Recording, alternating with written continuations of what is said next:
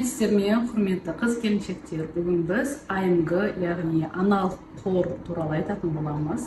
Аналық қор ол біз туылған кезден бізге берілетін қор болып саналады.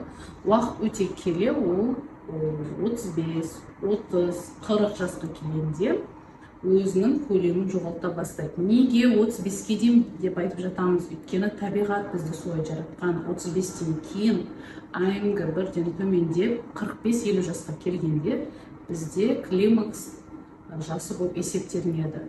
Сондықтан егер сіздер жүктілік жоспарлап жүрсеңіздер, жас болсаңыздар, спортпен айналысып дұрыс тамақтануларыңыз қажет.